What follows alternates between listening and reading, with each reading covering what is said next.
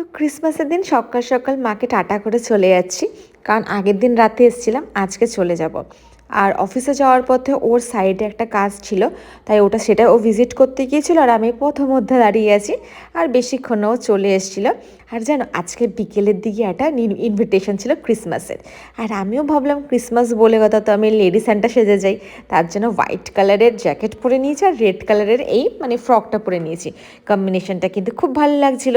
আর সাথে ম্যাচিং করার জন্য এই ফুলটা বেঁধেছি, একটু ব্যাকা হয়েছে, পরে ঠিক করে নিয়েছি।